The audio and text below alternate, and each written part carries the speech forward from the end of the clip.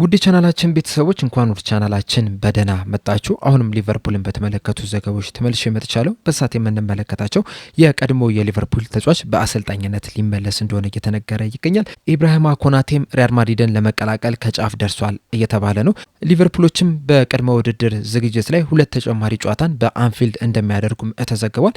ኬኒ ዳግሊሽንም የተመለከተም ዘገባ ይኖረናል። እነዚህንና ሌሎችንም ጨምሬ ይዤላችሁ መጥቻለሁ። እስከ መጨረሻ ደቂቃ ድረስ አብራችሁ ቆይታችሁ እንድትከታተሉት ያላችሁን ሀሳብ አስተያየትም ኮሜንት ሴክሽን ላይ በመጻፍ እንድታሳውቁኝ፣ ሰብስክራይብ፣ ላይክ፣ ሼር እያደረጋችሁም የቻናሉ ቤተሰብ እንድትሆኑ በአክብሮት እጠይቃለሁ። አሁን በቀጥታ ወደ ዘገቦች የምናመራው ይሆናል። አብራችሁ ቆዩ። በመጀመሪያ የምንመለከተው ሊቨርፑሎች በቀድሞ ውድድር ዝግጅት ሁለት ተጨማሪ ጨዋታዎችን በአንፊልድ እንደሚያደርጉ ተዘግቧል። እንደሚታወቀው ሊቨርፑሎች በቀድሞ ውድድር ዝግጅት ወደ አሜሪካ ያቀናሉ። በአሜሪካም 3 ጨዋታዎችን የሚያደርጉ ይሆናል። የመጀመሪያ ጨዋታቸውን ሐምሌ 18 ወይም ደግሞ ጁላይ 25 ከሰንደርላንድ ጋር፣ ሁለተኛ ጨዋታቸውን ሐምሌ 23 ወይም ጁላይ 30 ከሬክሰን ጋር፣ እንደዚሁም ሐምሌ 26 ወይም ደግሞ ኦገስት 2 ከሊድስ ዩናይትድ ጋር የሚገናኙ ይሆናል። ከነዚህ በተጨማሪም ግን ወደ አንፊልድ ሲመለሱ ሁለት ጨዋታዎችን የሚያደርጉ ይሆናል። በዛሬው ዕለት ይፋ እንደተደረገው ከሆነ ነሐሴ 3 ወይም ኦገስት 9 ከኤስ ሞናኮ ጋር፣ እንደዚሁም ደግሞ ነሐሴ 9 ወይም ኦገስት 16 ከኮሞ 1907 ጋር የሚጫወቱ ይሆናል። በአጠቃላይ በቅድመ ውድድር ዝግጅት ሊቨርፑሎች ከሰንደርላንድ፣ ሬክሰን፣ ሊድስ፣ ሞናኮ እንደዚሁም ደግሞ ከኮሞ ጋር የሚገናኙ ይሆናል። በመቀጠልም ሰር ኬኒ ዳግሊሽን ወደ ተመለከተው ዘገባ ስናመራ በዛሬው ዕለት ሰር ኬኒ ዳግሊሽ የካንሰር ሕክምና እየተደረገላቸው እንደሆነ ይፋ አድርጓል። ይህም ሕክምናም ግን በጣም በጥሩ ሁኔታ እየሄደ ነው የሚል አስተያየትም ሰጥቷል። ሰር ኬኒ ዳግሊሽ እንግዲህ በሊቨርፑል ቤት በጣም ትልቅ ስራን ከሰሩ ሰዎች መካከል ቀዳሚ ስፍራ ላይ የሚቀመጡ ናቸው። በተጫዋችነትም እንደዚሁም በአሰልጣኝነትም የተለያዩ ዋንጫዎችን ለሊቨርፑል ማበርከትም ችለዋል። እናም ከህመማቸውም ድነውም በአንፊልድ እንደምንመለከታቸውም ተስፋ አደርጋለሁ። ከሰር ኬኒ ዳግሊሽ በተጨማሪም የቀድሞ የሊቨርፑል ተጫዋች የነበሩት ኬቨን ኪገንም የካንሰር ህክምና እየተደረገላቸው እንደሆነ ይፋ ተደርጓል። የኬቨን ኪገን ከሰር ኬኒ ዳግሊሽም ትንሽ ባስ ያለው ካንሰር እንደሆነ ነው እየተነገረ የሚገኘው። ስቴጅ 4 ላይም ደርሰዋል እየተባለ ነው። እንደዛም ቢሆንም ግን የተለያዩ ህክምናዎች እየተደረገላቸው ይገኛል። እናም እነዚህ ሁለት የሊቨርፑል የቀድሞ ተጫዋቾች እንደዚሁም ሌጀንዶቹም ከህመማቸው አገግመው በሙሉ ጤንነት እንድናያቸውም ምኞቴን እገልጻለሁ። በመቀጠልም ላክሮስን ወደ ተመለከተው ዘገባ ስናመራ የቀድሞ ስካውት የሆነው ሚኪ ብራውን ለፉትቦል ኢንሳይደር እንደተናገረው ከሆነ ሊቨርፑሎች የክሪስታል ፓላስ ተከላካይ የሆነውን ማክሲንስ ላክሮስን እየተከታተሉት ነው እያለን ይገኛል። ይዞም እንደተናገረው ከሆነም ክሪስታል ፓላሶችም ይህንን ተጫዋች ለማቆየት አቅሙ አላቸው ብዬ አላስብም። ተጫዋቹም ወደ ተለያዩ ክለቦች ለማምራትም ፍላጎት አለው። ወደ ትልቅ ክለብ ሄዶ ለመጫወትም ከፍተኛ ፍላጎት አለው። በዛ ምክንያትም በክሪስታል ፓላስ ቤት በቀጣይ ዓመት ላንመለከተው እንችላለን እያለን ይገኛል። እንደሚታወቀው ሊቨርፑሎች ከኢብራሂማ ኮናቴ ጋር በኮንትራት ጉዳይ ባለመስማማታቸው ምክንያት ኢብራሂማ ኮናቴ በነጻ ክለቡን መልቀቁ አይዘነጋምና የእሱን ቦታ ከቨር ሊያደርግ የሚችል ተጫዋችን ሊያስፈርሙ የሚችሉበት እድል እንዳለ የተለያዩ ዘገቦች እየተናገሩ ይገኛልና ምናልባትም የክሪስታል ፓላስ ተጫዋች የሆነው ላክሮስን ሊያስፈርሙ የሚችሉበት እድል አለ እየተባለ ይገኛል። ነገር ግን እስካሁን ድረስ ክሪስታል ፓላሶች ይህንን ተጫዋች ለመሸጥ ፈቃደኛ ናቸው ወይ፣ እንደዚሁም ለዚህ ተጫዋችስ ምን ያህል ገንዘብ ይፈልጋሉ የሚለው ነገር በግልጽ አልታወቀም። እንደዛም ቢሆንም ግን በክረምቱ የዝውውር መስኮት ክለቡን የመልቀቅ እድሉ ግን ከፍተኛ እንደሆነ እየተነገረ ይገኛል። ፌዴሪኮ ኬዛን ወደ ተመለከተው ዘገባ ስናመራ ደግሞ ከጣሊያን እየወጡ ባሉ መረጃዎች መሰረት ኮሞ ፌዴሪኮ ኬዛን ለማስፈረም ፍላጎት አሳይተዋል እያለን ይገኛል። በተለይ ደግሞ በዚህ ሲዝን በጣሊያን ሴሪኤ 4ኛ ደረጃ ይዘው ማጠናቀቃቸው ተከትሎ በቀጣይ ዓመት በሻምፒዮንስ ሊግ የሚሳተፉ ይሆናልና የሻምፒዮንስ ሊግ ቦታ መያዛቸውን ካረጋገጡ በኋላ የሊቨርፑል ተጫዋች የሆነውን ፌዴሪኮ ኬዛን ለማስፈረም ያላቸው ፍላጎት እንደጨመረ ነው እየተነገረ የሚገኘው። የፌዴሪኮ ኬዛም የሊቨርፑል ቆይታው እስካሁን ድረስ የተረጋገጠ ነገር አይደለም። በተለይ ደግሞ አሰልጣኝ አርነ ስሎት መሰናበታቸውን ተከትሎ የፌዴሪኮ ኬዛ የሊቨርፑል ቆይታ መረጋገጥ አልቻለም። ከዚህ ቀደም ምናልባት አሰልጣኝ አርነ ስሎት ባይሰናበቱ ኖሮ ፌዴሪኮ ኬዛ በእርግጠኝነት በክረምቱ የዝውውር መስኮት ክለቡን ይለቅ ነበረ። አሁን ላይ ግን አሰልጣኝ አርነ ስሎት መሰናበታቸውን ተከትሎ እንደዚሁም ደግሞ አንዶኒ ኢራዮላ የሊቨርፑል አሰልጣኝ መሆናቸውን ተከትሎ የፌዴሪኮ ኬዛ የወደፊት ቆይታው እስካሁን ድረስ አልተረጋገጠም። ምናልባት አንዶኒ ኢራዮላ ይህንን ተጫዋች እፈልጋለሁ የሚሉ ከሆነ በሊቨርፑል ሊቆይ ይችላል። አይ አልፈልጉም ይሸጥ የሚሉ ከሆነ ግን ከክለቡ ሲለቅ ልንመለከት እንችላለን። የተለያዩ የጣሊያን ክለቦችም እንግዲህ ይህንን ተጫዋች የማስፈረም ፍላጎት እንዳላቸው ከዚህ ቀደም የወጡ ዘገቦች ሲናገሩ ነበር። በተለይ ደግሞ እነ ሮማ፣ አትላንታ እንደዚሁም ደግሞ ጁቬንቱሶችም ይህንን ተጫዋች መመለስ እንደሚፈልጉ ሲነገር ነበረ። አሁን ላይ ደግሞ ኮሞች የዚህ ተጫዋች ፈላጊ ሆነው ብቅ ብሏል። ፌዴሪኮ ኬዛ ግን ከሊቨርፑል ይለቀዋል ወይ? ከለቀቀስ ወደ የትኛው ክለብ ያመራል የሚለውን አብረን በቀጣይ የምንመለከት ይሆናል። በመቀጠልም ላጋዜጣ ዴሎ ስፖርት ይዞ የተወጣውን ዘገባ ነው የምንመለከተው። በዘገባው መሰረት አሊሰን ቤከር አዲሱ የሊቨርፑል አሰልጣኝ የሆነውን አንዶኒ ኢራዮላን በወደፊት ቆይታው ዙሪያ ለማነጋገር እቅድ ይዟል እያለን ይገኛል። እንደሚታወቀው እንግዲህ ከዚህ ቀደም ጁቬንቱሶች አሊሰን ቤከርን ለማስፈረም ከፍተኛ ፍላጎት ነበራቸው። አንዳንድ እንቅስቃሴዎችም ጀምረው ነበረ። እንደዚሁም ግብ ጠባቂውም ከጁቬንቱስ ጋር የ3 ዓመት ኮንትራትም እንደተስማማም ሲነገር ነበረ። ነገር ግን ደግሞ ሊቨርፑሎች ይህንን ግብ ጠባቂ ለመልቀቅ ፈቃደኛ ባለመሆናቸው ምክንያት በቀጣይ ሲዝን በሊቨርፑል ቤት ይቆያል ሲባል ነበረ። አሁን ላይ ግን ሊቨርፑሎች አዲስ አሰልጣኝ መቅጠራቸውን ተከትሎ አሊሰን ቤከር አዲሱን አሰልጣኝ አነጋግሮ ከክለቡ ለመልቀቅ ፍላጎት አለው እያለን ይገኛል። እንደ ኢኤስፒኤን ብራዚል ዘገባ ከሆነ ደግሞ አሊሰን ቤከር በሊቨርፑል ለመቆየት ወስኗል። እንደዚሁም ኮንትራቱንም ጨርሶ በቀጣይ ዓመት በነፃ ለመልቀቅም አስቧል እያለን ይገኛል። ይህንን ውሳኔ ያስተላለፈው ግን የአሰልጣኝ አርነ ስሎት ክለቡን መልቀቅ ተከትሎ አይደለም፣ ወይም ደግሞ ከአሰልጣኝ አርነ ስሎት መልቀቅ ጋር ምንም የሚያይዘው ነገር የለም። ነገር ግን ሊቨርፑሎች ግብ ጠባቂው በሊቨርፑል እንዲቆይላቸው ስለፈለጉ አሊሰን ቤከርም ለመቆየት ከስምምነት ላይ ደርሷል። ቀሪውንም የ1 ዓመት ኮንትራትንም ለመጨረስ አስቧል እያለን ይገኛል። በአሊሰን ቤከር ዙሪያ እንግዲህ የተለያዩ መረጃዎች እየወጡ ነው የሚገኙት። አንዴ ከክለቡ ይለቃል፣ አንዴ ደግሞ በክለቡ ይቆያል የሚሉ ነገሮችን እየሰማን ነው የምንገኘው።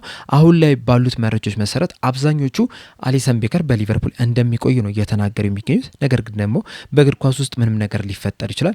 ምናልባትም እንደተባለው አሰልጣኙን አነጋግሮት አሰልጣኙም ከክለቡ መልቀቅ ትችላለህ የሚለው ከሆነ አሁንም ክለቡን ሲለቅ ልንመለከት የምንችልበት እድል አለ። ነገር ግን ያ እድል በጣም ጠባብ ነው። ጠባብም ቢሆንም ግን ሙሉ ለሙሉ ከሊቨርፑል አይለቅም ብለንም ደግሞ መናገር አንችልምና በቀጣይ እንግዲህ በዝውውር መስኮቱ ተከፍቶ የሚፈጠሩትን ነገሮች አብረን የምንመለከት ይሆናል።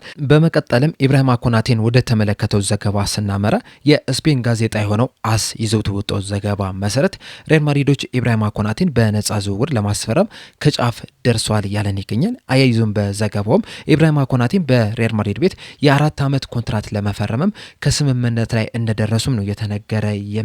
በሌላ በኩል ደግሞ ፋብሪዞ ሮማኖ እንደዚሁም ዘቴሌግራፍ ይዘቱ በወጡት ዘገባ መሰረት ከሆነ ደግሞ ሪያል ማድሪዶች ኢብራሂማ ኮናቴን የሚያስፈረሙት ፍሎሬንቲኖ ፔሬዝ የሪያል ማድሪድ ፕሬዚዳንት ሆኖ ከተሾሙ ብቻ ነው እያሉን ይገኛሉ። እንደሚታወቀው እሁድ የሪያል ማድሪድ ፕሬዚዳንት ምርጫ ይደረጋልና በዛ ምርጫ ላይ ፍሎሬንቲኖ ፔሬዝ የሚያሸንፉ ከሆነ ኢብራሂማ ኮናቴ በነጻ ሪያል ማድሪድን የሚቀላቀል ይሆናል። ነገር ግን ደግሞ ፍሎሬንቲኖ ፔሬዝ የሪያል ማድሪድ ፕሬዚዳንት ተደርጎ የማይሾሙ ከሆነ ግን ምናልባትም ኢብራሂማ ኮናቴ ወደ ሌላ ክለብ ሊያቀና የሚችልበት እድል እንዳለ እየተነገረ የሚገኘው። ከሪያል ማድሪድ በተጨማሪም እንግዲህ በዚህ ሰዓት ላይ ኢብራሂማ ኮናቴ ለማስፈረም ከፍተኛ ፍላጎት እያሳየ የሚገኘው የፈረንሳዩ ትልቁ ክለብ ፒኤስጂ ነው። በተለይ አርኤምኤስ ስፖርት ይዞት በወጣው ዘገባ መሰረት ከሆነ ፒኤስጂዎች ኢብራሂማ ኮናቴን ለማስፈረም ከፍተኛ ፍላጎት አላቸው። ነገር ግን ደግሞ ይህንን ተጫዋች ማስፈረም የሚፈልጉት ከዓለም ዋንጫው በኋላ እንደሆነ ነው እየተነገረ የሚገኘውና ምናልባት ኢብራሂማ ኮናቴ ከዓለም ዋንጫው በፊት ወደ ሪያል ማድሪድ ሊያቀና ይችላል። ወደ ሪያል ማድሪድ ካላቀና ደግሞ ከዓለም ዋንጫው በኋላ የፒኤስጂ ተጫዋች ሆኖ ልንመለከተው እንችላለን። በመቀጠልም ዴቪድ ሊች ይዞት የወጣውን ዘገባ ነው የምንመለከተው። እንደሚታወቀው ሊቨርፑሎች አንዶኒ ኢራዮላን ቀጣይ አሰልጣኝ አድርጎ ለመሾም ከስምምነት ላይ ደርሰዋል። አንዶኒ ኢራዮላም ከበርነማውዝ ቤት 2 አሰልጣኞችን ይዞ ወደ ሊቨርፑል ይመጣል ተብሎ ይጠበቃል። አንደኛው ቶሚ ኢሊክ ሲሆን ሌላኛው ደግሞ ፓብሎ ዴላ ቶሬዝ ናቸው። ፓብሎ ዴላ ቶሬዝ የፊትነስ ኮች ነው ወይም ደግሞ የአካል ብቃት አሰልጣኝ ነው። ቶሚ ኢሊክ ደግሞ የአንዶኒ ኢራዮላ ምክትል አሰልጣኝ ነው የነበረው። በተጨማሪም እንግዲህ በበርነማውዝ ቤትም በተጫዋችነት እንደዚሁም ደግሞ በአምበልነትም ማገልገልም የቻለ ነበረ። በተጨማሪም የሊቨርፑል ደጋፊም ጭምር ነውና አንዶኒ ኢራዮላ እነዚህን 2 ሰዎች በአሰልጣኝ ስታፍ አባላቶች ውስጥ ማካተት እንደሚፈልግ ነው እየተነገረ የሚገኘው። እንደ ዴቪድ ሊች ዘገባ ከሆነ ደግሞ ከነዚህ በተጨማሪም የቀድሞ የሊቨርፑል ተጫዋች በአንዶኒ ኢራዮላ የኮቺንግ ስታፍ አባል ይሆናል ተብሎ ይጠበቃል።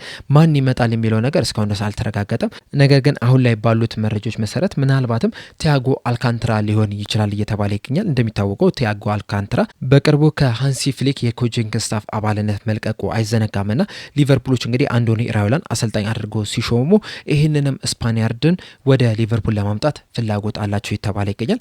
ከዛ በተጨማሪም ደግሞ በቅርቡ ከእግር ኳስ ዓለም ራሱን ማግለሉን ያስታወቀው ጄምስ ሚለርንም በአሰልጣኝነት ወደ ሊቨርፑል ለማምጣት እንዳሰቡ ነው እየተነገረ የሚገኘው። እንደሚታወቀው ጄምስ ሚለር የአሰልጣኝነትን ባጁን ማግኘት የቻለው የሊቨርፑል ተጫዋች በነበረበት ሰዓት ነውና አሁን ላይ ደግሞ ጫማ መስቀሉን ተከትሎ ሊቨርፑሎች በኮቺንግ ኮቺንግ ስታፍ አባልነት ለማምጣት አስቧል እየተባለ ይገኛል። ነገር ግን ደግሞ ጄምስ ሚለር ጫማ ከሰቀለ ገና 1 ወር ሳይሞላ ወደ አሰልጣኝነት ይመለሳል ተብሎ አይጠበቅም። እንደዚሁም ደግሞ ስቲቨን ጄራርድን በኮቺንግ ስታፍ አባልነት ሊቨርፑልን ሊቀላቀል የሚችልበት እድል እንዳለም ነው እየተነገረ የሚገኘው።